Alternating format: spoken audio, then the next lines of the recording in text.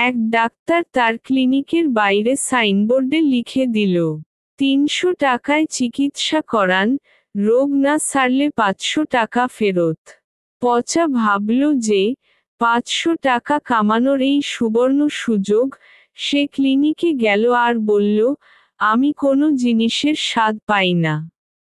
Doctor, বাক্স থেকে 22 নম্বর ওষুধ বের করো আর 3 ফোঁটা খাইয়ে দাও।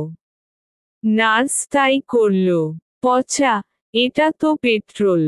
ডাক্তার, অভিনন্দন, আপনি স্বাদ অনুভব করছেন, বের করুন 300 টাকা।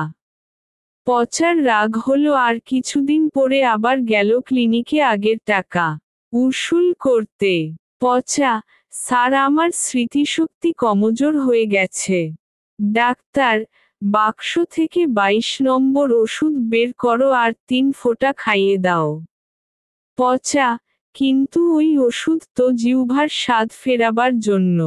ডাক্তার, এই দেখুন আপনার স্মৃতিশক্তি ফিরে এসেছে, বের করুন 300 টাকা। এইবার পচা ফন্দি আটল যে করেই হোক 500 টাকা উদ্ধার করতেই হবে। সে ক্লিনিকে গিয়ে বলল আমার দৃষ্টিশক্তি কমে গেছে। ডাক্তার, এর ওষুধ আমার কাছে নেই। এই নিন 500 টাকা। পচা, এ তো 200 টাকা। ডাক্তার, এই তো দৃষ্টিশক্তি ফিরে এসেছে। বের করুন 300 টাকা। অতি চালাকের গলায় দড়ি।